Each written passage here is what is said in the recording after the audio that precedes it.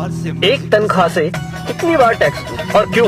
जवाब है, मैंने 30 दिन काम किया, तनख्वाह ली, टैक्स दिया, मोबाइल फोन खरीदा, टैक्स दिया, रिचार्ज किया, टैक्स दिया, डेटा लिया, तब टैक्स दिया, बिजली ली, फिर टैक्स दिया, घर लिया, टैक्स दिया, टीवी फ्रिज आदि लिए, टैक्स दिया, कार ली, टैक्स दिया, पेट्रोल लिया, फिर टैक्स दिया, सर्विस करवाई, टैक्स दिया, रोड पर चला, फिर भी टैक्स दिया, टोल पर फिर टैक्स दिया, लाइसेंस बनवाया, टैक्स दिया, गलती की तो टैक्स दिया, रेस्टोरेंट में खाना खाया तो टैक्स दिया, पार्किंग का टैक्स दिया, पानी लिया उस पर टैक्स दिया, राशन खरीदा उस पर भी टैक्स दिया, कपड़े जूते किताबें ली उस पर भी टैक्स दिया, टॉयलेट गया उस पर भी टैक्स दिया, दवाई ली तो भी टैक्स दिया, गैस ली टैक्स दिया, सैकड़ों और चीजें ली और टैक्स दिया, कहीं फीस दी, कहीं बिल, कहीं ब्याज दिया, कहीं जुर्माने के नाम पर तो कहीं रिश्वत के नाम पर पैसे देने ही पड़े।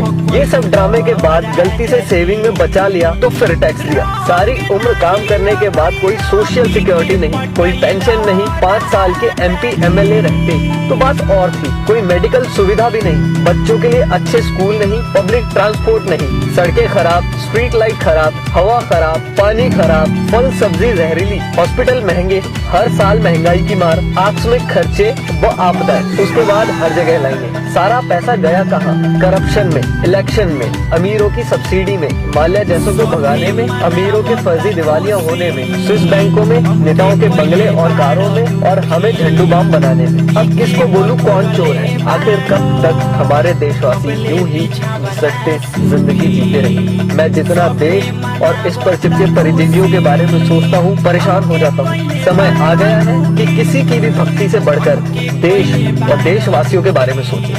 प्लीज इस वीडियो को शेयर करके देश के हर नागरिक तक पहुंचाएं। धन्यवाद।